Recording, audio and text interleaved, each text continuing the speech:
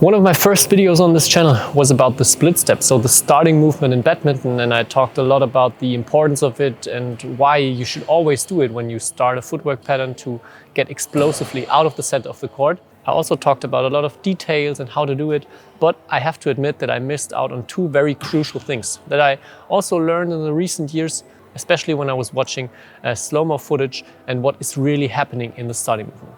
That's also how I want to start out now. I want to show you a few clips in super slow motion and try to focus on the feet, what they are doing, how they are landing, and how the players actually start from the center of the court.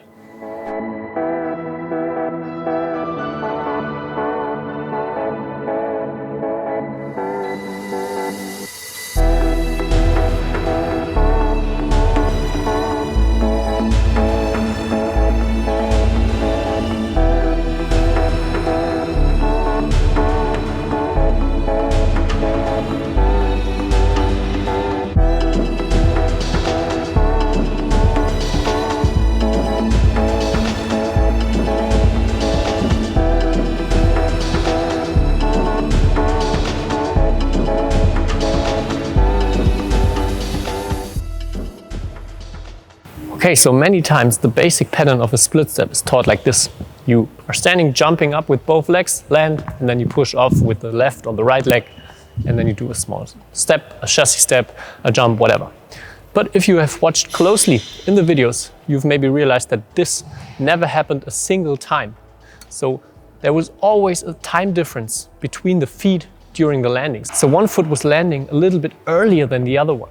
And that also makes total sense when we think about how we are actually moving. We are not moving by putting both feet on the floor at the same time. It's always a change, left, right, left, right. So when I put down one foot a little bit earlier, you can see that my body weight is already shifting to the other side. So for example, if I put the left foot first, my body already goes a little bit more to the right side. And if I put the right foot first, my body weight is already shifting to the left side and helps me to get into that corner with less effort, also a lot faster and with a more dynamic movement. So yeah, that is something that you want to do most of the times in your split step. Land not simultaneously, but one foot a little bit earlier. But now you might argue, I don't always know where the shuttle is coming, so I don't always know what foot I should put down first, what split step or what position of the feet I should use. And that's totally correct, but many times that is the case in the game. And in those situations, if we don't have the right position of the feet, then we have to correct it. But that's also easier, once again, when we land with a little bit time difference. So if I put down the left foot first, then the right one, then I have the chance to correct quickly with the left foot. It's a lot harder when I land with the same timing of left and right foot. So once again, here I have an advantage to correct quickly when I have a little time difference in between left and right.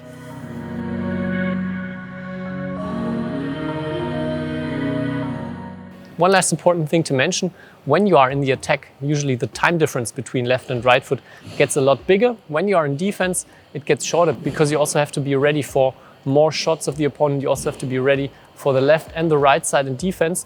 And when you are totally in defense and when the opponent can smash to your sides, can play all corners, then you will also see players often using a split that is almost or exactly at the same timing with the left and right foot because, yeah, they just have to be ready for everything. But try to avoid to do that too often and try to add in more split steps where you have that time difference between left and right foot.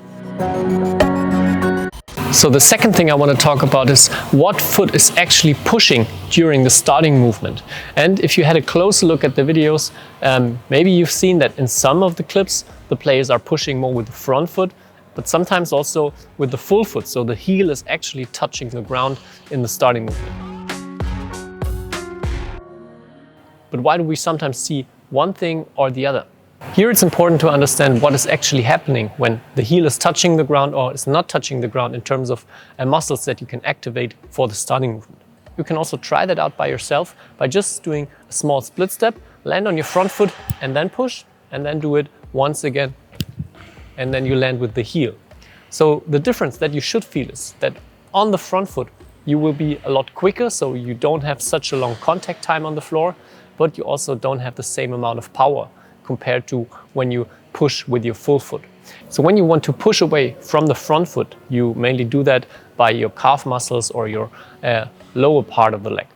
When you touch the floor with your heels, then you can also activate your quadriceps. So the full leg can work, you have a lot more power to push, and you can also feel that when you just try to push from the front foot, then it's mainly the calves. When you push with the heel on the floor, then you can also feel that here in your quads, you can generate some power.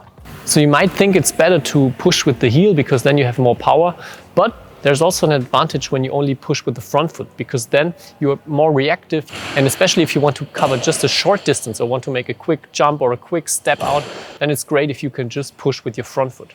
If you try that out on court, be a little bit careful, because one thing is very important. You need very strong calves, and also in relation to your body weight. So the relative strength of your lower legs is important, that you are actually able to do that. And you will also mainly see smaller and a bit lighter players doing that, landing more and pushing more on the front foot, because they don't have to carry so much weight. They don't have to generate as much power as maybe a little bit heavier players. So as a comparison, I like to take Anthony Ginting from Indonesia, who is small, super fast and very light, compared to Chu Tianchen, who has a lot of power, especially in his quads, and you can see that. And many times he is pushing with the full foot and generating a lot of power. Not as quick on the first step as Anthony Ginting, but of course he's also very fast covering the court.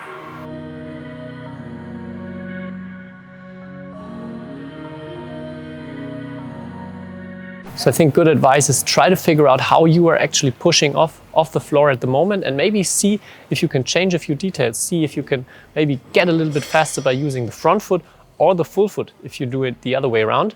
But before you click here and put on your sports shoes, don't forget to leave a like, follow my channel, and then see you next time. Bye bye.